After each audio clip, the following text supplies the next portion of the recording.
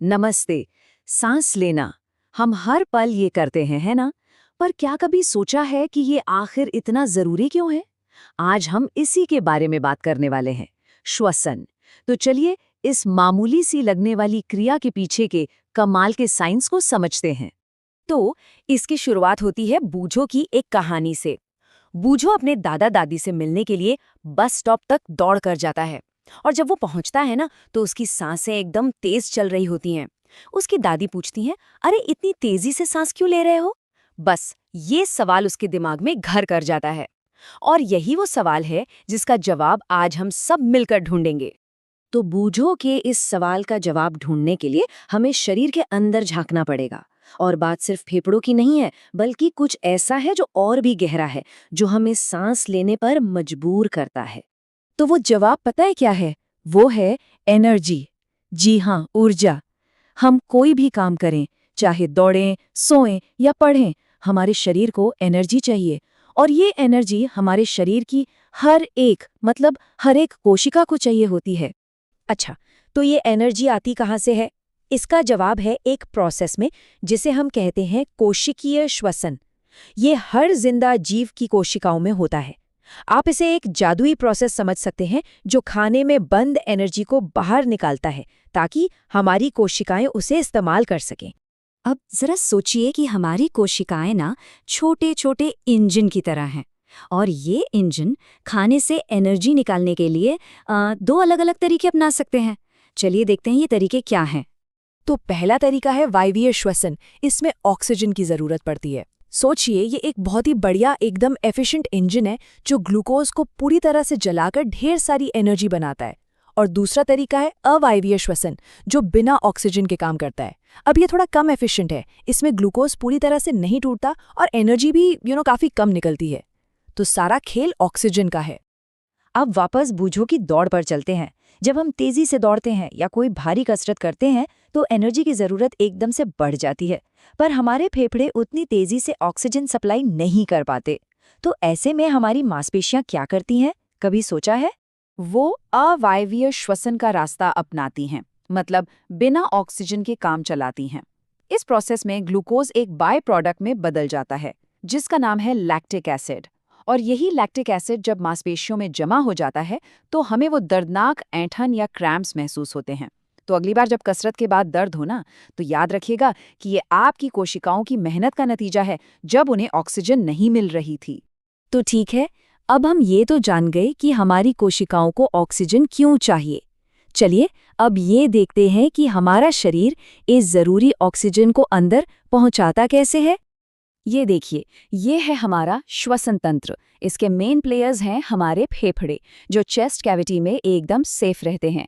फिर है पसलियां, जो उन्हें एक कवच की तरह घेरे रहती हैं। और एक बड़ी सी मांसपेशी, जिसे डायाफ्राम कहते हैं, जो हमारे चेस्ट कैविटी का बेस बनाती है। सांस लेना छोड़ना ना एक कमाल का कोऑर्डिनेशन है। जब हम सांस अंदर लेते हैं, तो हमारी पसलियां ऊपर और बाहर की तरफ उठती हैं और डायफ्राम नीचे चला जाता है। इससे क्या होता है, हमारी छाती में जगह बढ़ जाती है और हवा अपने आप अंदर खिंच जाती है। और जब हम सांस छोड़ते हैं, तो सब कुछ ठीक उल्टा होता है। पसलियां नीचे और अंदर आती हैं, डायफ्राम ऊपर उठता है और हवा बाहर निकल जाती है, एकदम एक रिदम में। और ये मॉडल तो बहुत ही शानदार तरीके से दिखाता है कि ये सब होता कैसे है।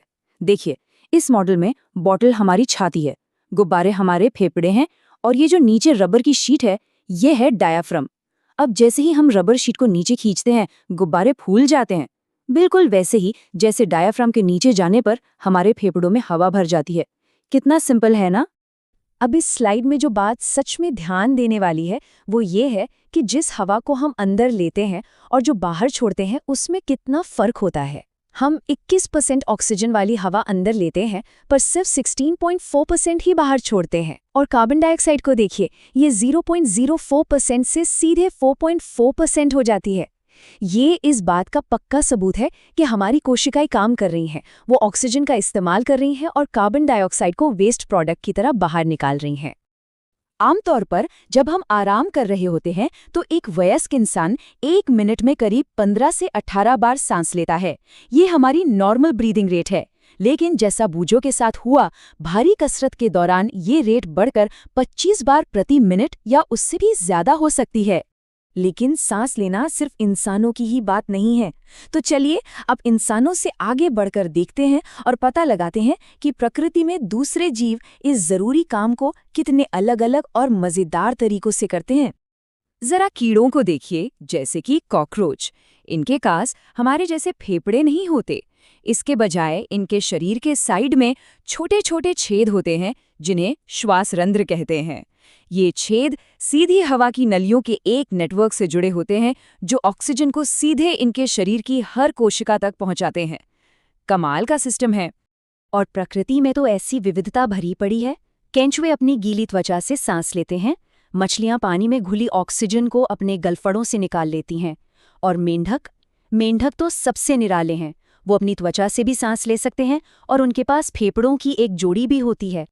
अब एक ऐसे जीव की बात करते हैं जिसके बारे में हम शायद ही कभी सोचते हैं कि वो भी सांस लेता होगा, पौधे।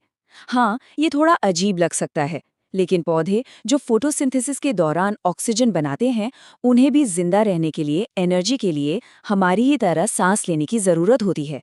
पौधों का हर एक हिस्सा सांस लेता है।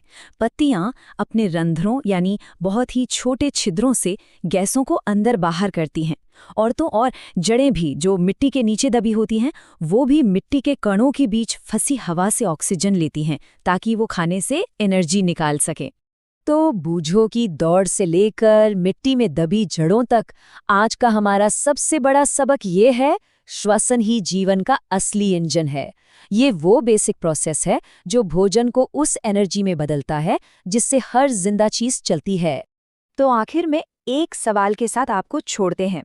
सबसे छोटे यीस्ट से लेकर सबसे बड़ी वेल तक, दौड़ते हुए इंसान से लेकर मिट्टी में एक पौधे की जड़ों तक, ये सब एक ही तरीके से एनर्जी पाते हैं। ये बात हमें जीवन के इस बुनियादी इंजन के बारे में क्या सिखाती है?